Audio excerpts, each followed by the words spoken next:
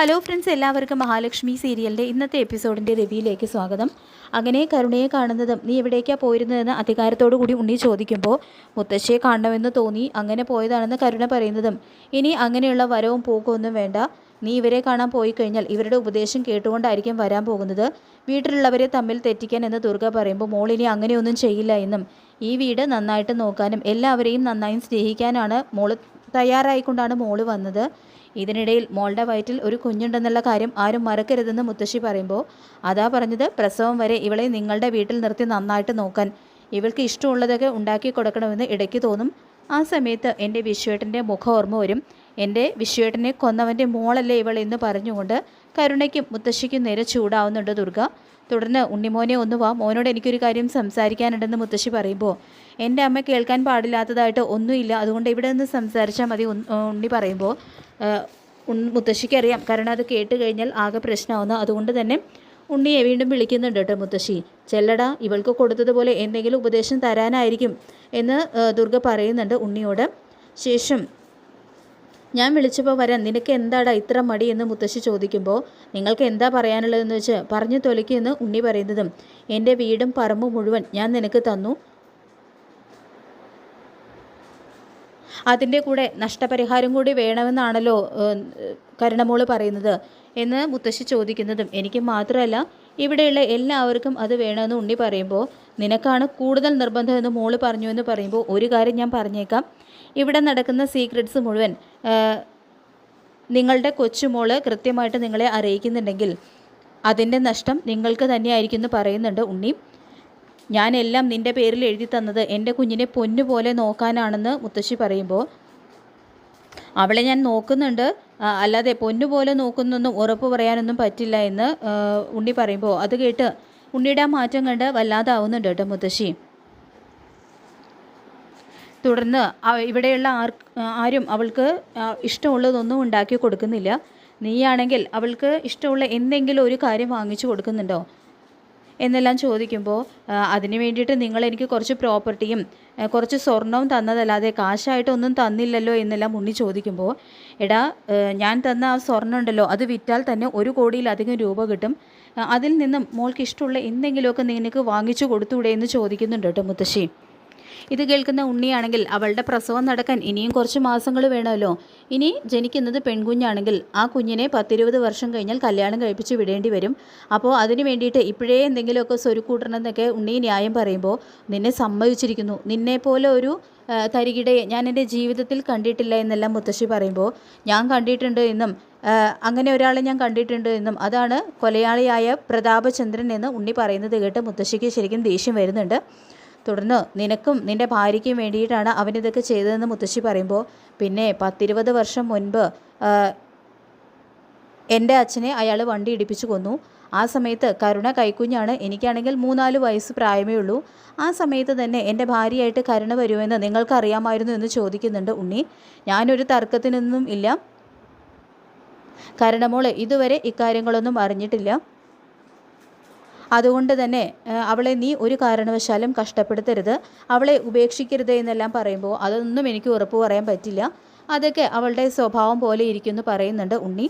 തുടർന്ന് ലക്ഷ്മിക്ക് ഞങ്ങൾ കല്യാണത്തിന് ഒരു തരി അധികം സ്വർണ്ണമൊന്നും കൊടുത്തിട്ടില്ല, അവളുടെ കയ്യിലും കഴുത്തിലും വിവാഹത്തിനുണ്ടായിരുന്നതെല്ലാം കണ്ണൻ കൊടുത്ത സ്വർണ്ണങ്ങളാണ്, പക്ഷേ കരുണയുടെ കാര്യം അങ്ങനെയല്ല, 150 പവനാണ് ഞങ്ങൾ കരുണ മോൾക്ക് കൊടുത്തത്, അതുമാത്രമല്ല എൻ്റെ സകല സ്വത്തും സമ്പാദ്യമൊക്കെ നിൻ്റെ പേരിലാണ്, എന്നിട്ടും നീ കരുണ മോളെ വേണ്ട രീതിയിൽ നോക്കുന്നില്ല എങ്കിൽ ദൈവം പോലും നിന്നോട് പൊറുക്കില്ല എന്നെല്ലാം മുത്തശ്ശി ശപിച്ചുകൊണ്ട് പറയുമ്പോൾ പിന്നെ ദൈവത്തിന് നിരക്കുന്ന പണികളാണല്ലോ നിങ്ങളും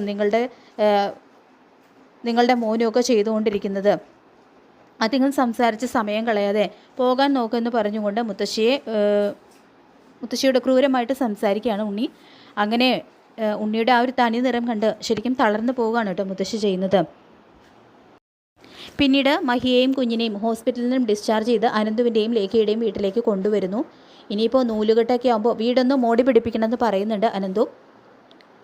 പിന്നീട് സിദ്ധിയായിട്ടുള്ള അമ്മ പറഞ്ഞിരുന്നു എന്നും മോൾ നല്ല സമയത്താണ് ജനിക്കുക എന്ന്, മാത്രമല്ല മോൾക്ക് രാജയോഗം ഉണ്ടാകുമെന്നും പറഞ്ഞിരുന്നു, മോളുടെ കഷ്ടകാലം മുഴുവൻ മഹിയുടെ വയറ്റിൽ കിടന്നപ്പോൾ കഴിഞ്ഞു എന്നെല്ലാം കണ്ണൻ പറയുമ്പോൾ അത് ശരിയാണെന്നും കുഞ്ഞിനെ കളയാനായിട്ട് നിങ്ങളുടെ രണ്ടുപേരുടെയും ശത്രുക്കളുടെ ഭാഗത്തു നിന്ന് എന്തുമാത്രം ശ്രമങ്ങളാണ് ഉണ്ടായതെന്ന് ലേഖ പറയുമ്പോൾ, അതുകൊണ്ട് എന്താ, പ്രതാപനും വാമനും അകത്തായില്ലേ, എല്ലാവരും സത്യങ്ങളൊക്കെ അറിഞ്ഞില്ലേ, എല്ലാ ശത്രുക്കളെയും തകർത്തുകൊണ്ടാണ് എൻ്റെ മോളുടെ വരവെന്ന് പറയുന്നുണ്ട് കണ്ണൻ. തുടർന്ന് അധിക നേരം നിൽക്കാൻ പാടില്ലെന്നാണ് ഡോക്ടർ പറഞ്ഞിരിക്കുന്നത് എന്ന് പറഞ്ഞുകൊണ്ട് കണ്ണൻ മഹിയെ അകത്തേക്ക് കൂട്ടിക്കൊണ്ടു പോകുന്നു. ശേഷം കുഞ്ഞിനെ ലാളിക്കുന്ന ലേഖയെ കണ്ട് അനന്ത് ഓർമ്മിപ്പിക്കുന്നുണ്ട്, ഒരുപാട് അറ്റാച്ച്മെൻ്റ് ഒന്നും വേണ്ട, നൂലുകെട്ട് കഴിഞ്ഞാൽ കുഞ്ഞിനെ തിരിച്ചു കൊടുക്കേണ്ടതാണെന്ന് പറയുമ്പോൾ മഹി ആ വീട്ടിലേക്ക് പോകുന്ന കാര്യം ഓർക്കാൻ കൂടി വയ്യ എന്ന് പറയുന്നുണ്ട് ലേഖ. ഉണ്ണിയുടെ അമ്മയ്ക്ക് നല്ല മാറ്റം ഉണ്ടെന്നല്ലേ കണ്ണൻ പറഞ്ഞെന്ന് പറയുമ്പോൾ അതൊക്കെ എങ്ങനെ വിശ്വസിക്കാൻ പറ്റും അനന്തേട്ടാ? നിൽക്കക്കള്ളി ഇല്ലാതെ വരുന്ന സമയത്ത് അവർ ചിലപ്പോൾ അഭിനയിക്കുന്നതായിരിക്കും. ഒരു അവസരം വന്നു കഴിഞ്ഞാൽ തനി നിറം പുറത്തെടുക്കുമെന്നും ലേഖ പറയുന്നുണ്ട്. എത്ര കാലം നമുക്ക് മഹിയെയും കുഞ്ഞിനെയും ഇവിടെ പിടിച്ചു നിർത്താൻ പറ്റും? എന്നായാലും കുഞ്ഞിനെ തിരിച്ചു കൊടുക്കേണ്ടതല്ലേ, അതുകൊണ്ട് കൂടുതൽ അറ്റാച്ച്മെൻ്റ് ഒന്നും വേണ്ട എന്ന് അനന്ത് വീണ്ടും ലേഖയെ ഓർമ്മിപ്പിക്കുന്നുണ്ട്. 2-3 മാസം കഴിഞ്ഞ് തിരിച്ചു പോകാം എന്ന് കരുതിയിട്ടല്ലേ നമ്മൾ ജർമ്മനിയിൽ നിന്നും വന്നത്. പക്ഷേ മഹിയെ കണ്ടു കഴിഞ്ഞപ്പോൾ ആ തീരുമാനത്തിൽ മാറ്റം വന്നു. മഹി അമ്മയാകാൻ പോകുന്നു എന്നറിഞ്ഞപ്പോൾ പിന്നെ പോകാനുള്ള ഇൻട്രസ്റ്റ് തന്നെ ഇല്ലാതായി. ഇനി ഈ കുഞ്ഞിനെ നമ്മൾ എങ്ങനെ വിട്ടു പിരിയും അനന്തുവേട്ട എന്ന് പറയുമ്പോൾ അതുകൊണ്ടാണ് പറഞ്ഞത് അധികം അറ്റാച്ച്മെൻ്റ് ഒന്നും വേണ്ട എന്ന് വീണ്ടും ലേഖയോട് പറഞ്ഞു കൊടുക്കുന്നുണ്ട് കേട്ടോ അനന്തും. അങ്ങനെ ലേഖ കുഞ്ഞിനെയും കൊണ്ട് പോയതിന് ശേഷം കുഞ്ഞും പോയി കഴിഞ്ഞു കഴിഞ്ഞാൽ ലേഖ വല്ലാതെ വിഷമിക്കുമല്ലോ എന്നോർത്ത് അനന്തവും വല്ലാതാവുന്നുണ്ട്. പിന്നീട് ദുർഗ ഉണ്ണിയോടായിട്ട് പറഞ്ഞു കൊടുക്കുന്നുണ്ട്, നിൻ്റെ അച്ഛൻ്റെ ജീവനേക്കാൾ വിലയുണ്ടോടാ പണത്തിന്. ഇനി കേസിൻ്റെ വിധി വന്നു കഴിഞ്ഞാൽ അവന്മാർക്കൊക്കെ ഇരട്ട ജീവപര്യന്തം കിട്ടണം, അവരിനി ഒരിക്കലും ജയിലിൻ്റെ പുറത്തിറങ്ങരുത് എന്നെല്ലാം ദുർഗ ശപിച്ചുകൊണ്ട് പറയുമ്പോൾ അതിൻ്റെ കൂടെ നഷ്ടപരിഹാരം കിട്ടിക്കഴിഞ്ഞാൽ കഴിക്കുമോ, നല്ലൊരു എമൗണ്ട് തന്നെ കിട്ടാനുണ്ടാകും എന്നെല്ലാം ഉണ്ണി പറയുന്നതും അത് കേട്ടുകൊണ്ട് വരുന്ന കണ്ണൻ, അച്ഛൻ പോയി ഇനിയിപ്പോൾ നക്കാപ്പിച്ച് കാശ് കിട്ടിയിട്ട് എന്താ പ്രയോജനം എന്ന് ചോദിക്കുന്നുണ്ട് കണ്ണൻ. 10-20 വർഷം മുൻപ് നടന്ന ആക്സിഡൻ്റ് ആയതുകൊണ്ട് തന്നെ മുതലും പലിശയും എല്ലാം ചേർത്ത് നല്ലൊരു എമൗണ്ട് കിട്ടാനുണ്ടെന്ന് പറയുന്നുണ്ട് കേട്ടോ ഉണ്ണി. ഇതെല്ലാം കരുണ കേൾക്കാനായിട്ട് ഇടയാകുന്നുണ്ട്. തുടർന്ന്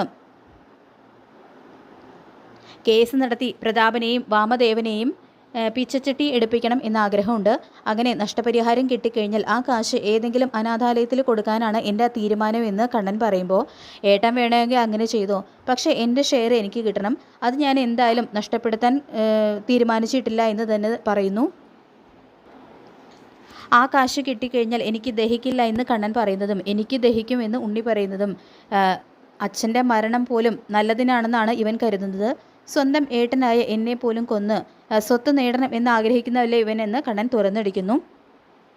ഇത് കേൾക്കുന്ന ദുർഗയാണെങ്കിൽ കണ്ണൻ പറഞ്ഞത് ശരിയാണെന്നും ആ പണം നമുക്ക് വേണ്ട മോനെ എന്ന് പറഞ്ഞു കൊടുക്കാൻ ശ്രമിക്കുന്നുണ്ടെങ്കിലും ഉണ്ണി അതൊന്നും കേൾക്കാനായിട്ട് കൂട്ടാക്കുന്നില്ല. ഇവൻ ജീവിക്കുന്നത് തന്നെ പണത്തിന് വേണ്ടിയാണെന്നും അല്ലാതെ ഇവൻ ആരോടും യാതൊരു ആത്മാർത്ഥതയോ സ്നേഹമോ ഇല്ല എന്ന് തന്നെ കണ്ണൻ പറയുന്നുണ്ട് കേട്ടോ. ഇതേ സമയം അവിടെ നിൽക്കുന്ന കരുണയെ കാണുന്ന കണ്ണൻ, പറഞ്ഞതൊക്കെ നീ കേട്ടല്ലോ, കോടതി വിധി വന്നു കഴിഞ്ഞാൽ ആ നഷ്ടപരിഹാരത്തുക കിട്ടാനായിട്ട് കാത്തിരിക്കുകയാണ് ഇവൻ. നിൻ്റെ അച്ഛനും മുത്തശ്ശിയൊക്കെ കൂടെയുണ്ടെന്ന് പറഞ്ഞ് നിനക്ക് ഒരുപാട് അഹങ്കരിച്ചിരുന്നല്ലോ. ഇനി ഒരു കാര്യം ഞാൻ പറഞ്ഞേക്കാം, കേസ് നടത്തിക്കഴിഞ്ഞാൽ നഷ്ടപരിഹാരത്തുക തന്നേണ്ടി വന്നാൽ പ്രതാപൻ പിച്ചച്ചട്ടി എടുക്കാൻ പോവുകയാണ്. നിൻ്റെ അച്ഛൻ്റെ മുത്തശ്ശിയുടെയും സകല സ്വത്തുക്കളും നഷ്ടമാകും. നിന്നെ തിരികെ ഈ വീട്ടിലേക്ക് കയറ്റി എന്ന് കരുതി നിൻ്റെ അച്ഛനോടും യാതൊരു ദയയും ഞാൻ കാണിക്കില്ല എന്ന് തന്നെ കണ്ണൻ തീർത്ത് പറയുന്നു. ശേഷം നീ എന്തിനാടി ഇങ്ങോട്ട് വന്നത്, നിൻ്റെ മുഖം കാണുന്നത് പോലും എനിക്ക് വെറുപ്പാണെന്ന് പറഞ്ഞുകൊണ്ട് കരുണയെ ആട്ടി വിടുന്നുണ്ട് കേട്ടോ ദുർഗ. പിന്നീട് കരുണ വീണ്ടും ഉണ്ണിയോട് സംസാരിച്ച് നോക്കുന്നുണ്ട്. കണ്ണേട്ടനോ അമ്മയ്ക്കോ ആ നഷ്ടപരിഹാര തുക കിട്ടണമെന്നൊന്നും വലിയ താല്പര്യമില്ല. പിന്നെ ഉണ്ണിയേട്ടൻ എന്താ ഇത്ര വാശി എന്ന് കരുണ ചോദിക്കുമ്പോൾ, നഷ്ടപരിഹാരത്തുക മാത്രമല്ല എനിക്ക് കിട്ടാനുള്ളത് മുഴുവൻ ഞാൻ എങ്ങനെയെങ്കിലും നേടിയെടുക്കും, ഈ തറവാട് വീട് ഉൾപ്പെടെ എന്ന് ഉണ്ണി പറയുമ്പോൾ അതൊക്കെ കിട്ടുമെന്ന് ഇനി ഉണ്ണിയേട്ടന് തോന്നുന്നുണ്ടോ എന്ന് ചോദിക്കുമ്പോൾ, എൻ്റെ പ്രതീക്ഷ അസ്തമിച്ചിട്ടില്ല, എൻ്റെ ബുദ്ധി നന്നായിട്ട് വർക്ക് ചെയ്യുന്നുണ്ട്, അതുകൊണ്ട് തന്നെ അതിനുവേണ്ടി ഞാൻ പ്രവർത്തിക്കുമെന്ന് പറയുന്നുണ്ട് കേട്ടോ ഉണ്ണി. തുടർന്ന് എൻ്റെ അച്ഛനെ ഭിക്ഷ എടുപ്പിക്കണമെന്നാണോ ഉണ്ണിയേട്ടൻ ആഗ്രഹിക്കുന്നതെന്ന് ചോദിക്കുമ്പോൾ എൻ്റെ അച്ഛൻ്റെ കൊലയാളിയല്ലേ അയാൾ തെണ്ടി തിരിയുന്നത് എനിക്ക് സന്തോഷം തന്നെയാണെന്ന് പറയാണ് കേട്ടോ ഉണ്ണി ചെയ്യുന്നത്. ഓഹോ, നിങ്ങളൊക്കെ ഇപ്പോൾ വലിയ മാന്യന്മാരായോ? കണ്ണേട്ടനെയും ലക്ഷ്മിയെയൊക്കെ കൊല്ലാൻ വേണ്ടിയിട്ട് നിങ്ങൾ എത്ര തവണ ശ്രമിച്ചിട്ടുണ്ട് എന്നെല്ലാം കരുണ ചോദിക്കുമ്പോൾ ഇതൊക്കെ പറഞ്ഞ് നീ എൻ്റെ വായടുപ്പിക്കാനൊന്നും നോക്കണ്ട. എല്ലാത്തിൻ്റെയും അടിത്തറ പണമാണ്. സ്വത്തും പണവും ഒക്കെ ആര് തരുന്നു അവരുടെ കൂടെ ഞാൻ നിൽക്കും. തുടർന്ന് ഉണ്ണി പറയുന്നുണ്ട്, നമ്മുടെ രണ്ടുപേരുടെയും പേരിലാണ് ബാങ്ക് ലോക്കർ. അതുകൊണ്ട് തന്നെ ഒരു കാരണവശാലും നീ മാത്രമായിട്ട് ഒപ്പിട്ട് സ്വർണം എടുക്കരുതെന്ന് പറയുമ്പോൾ അതെന്താണെന്ന് കരുണ ചോദിക്കുന്നതും, നീ എങ്ങാനും ആ സ്വർണ്ണം എടുത്ത് നിൻ്റെ അച്ഛൻ്റെ കേസ് നടത്തിയാലോ? മിക്കവാറും അത് തന്നെ വേണ്ടി വരും കേസ് നടത്താനും തുക തരാനും എന്ന് ഉണ്ണി പറയുമ്പോൾ അതുകൊണ്ടാണ് ഞാൻ പറഞ്ഞത് നഷ്ടപരിഹാര തുക വേണ്ടെന്ന് വയ്ക്കാൻ എന്ന് പറയുമ്പോൾ ഏട്ടനും അമ്മയും അത് വേണ്ടെന്ന് വെച്ചാലും എനിക്കത് പറ്റില്ല എന്നും കണ്ണേട്ടൻ ഇപ്പോൾ തരുന്ന ശമ്പളം കിട്ടാതായി കഴിഞ്ഞാൽ ഇങ്ങനെയൊക്കെ ജീവിക്കാൻ വേറെ മാർഗ്ഗമുള്ളൂ, അല്ലെങ്കിൽ പിന്നെ ഞാൻ മറ്റുള്ളവരുടെ മുന്നിൽ കൈനീട്ടേണ്ടി വരുമെന്നെല്ലാം ഉണ്ണി പറയുമ്പോൾ എന്നിട്ടിപ്പോൾ ഇവിടുത്തെ ചിലവുകളൊക്കെ നടത്തുന്നത് കണ്ണേട്ടനാണല്ലോ, നിങ്ങൾ കാശെങ്കിലും മുടക്കുന്നുണ്ടോ എന്നെല്ലാം ഉണ്ണി കരുണ ചോദിക്കുമ്പോൾ വെറുതെ തർക്കിച്ചു നിൽക്കണ്ട. കല്യാണത്തിന് മുൻപ് നിൻ്റെ സ്വത്തും സമ്പത്തും ഒക്കെ കണ്ടിട്ട് തന്നെയാണ് നിന്നെ ഞാൻ എൻ്റെ ഭാര്യയാക്കിയത്, അല്ലാതെ നിൻ്റെ ചന്തം കണ്ടിട്ടൊന്നുമല്ല.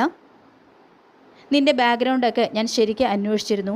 ഇനിയിപ്പോൾ കേസ് നടത്തി നിൻ്റെ അച്ഛനും മുത്തശ്ശിയൊക്കെ വഴിയാധാരമായി കഴിഞ്ഞാലും ഈ നഷ്ടപരിഹാര തുക നമുക്ക് കിട്ടട്ടെ.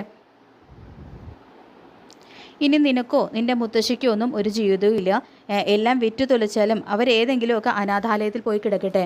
അവിടെ കിടന്ന് ചത്തു കഴിഞ്ഞാൽ നമുക്കൊന്ന് പോയിട്ട് അവരുടെ അന്ത്യകർമ്മങ്ങളെല്ലാം നടത്താം എന്നെല്ലാം ഉണ്ണി പറയുന്നത് കേട്ട് കരച്ചിലടക്കാൻ കഴിയുന്നില്ല കേട്ടോ കരുണയ്ക്ക്. കരുണ ആകെ തകർന്ന് തരിപ്പണാവുന്നുണ്ട് ഉണ്ണിയുടെ തന്നെ നിറം കിടന്ന്.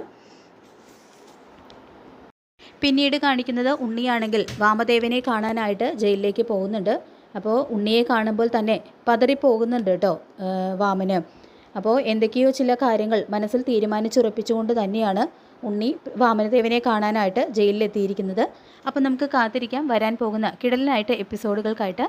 ഈ ഒരു റിവ്യൂ ഇഷ്ടപ്പെട്ടെങ്കിൽ ലൈക്ക് ചെയ്യുക, ചാനൽ കൂടി ഒന്ന് സബ്സ്ക്രൈബ് ചെയ്ത് സപ്പോർട്ട് ചെയ്യുക. താങ്ക്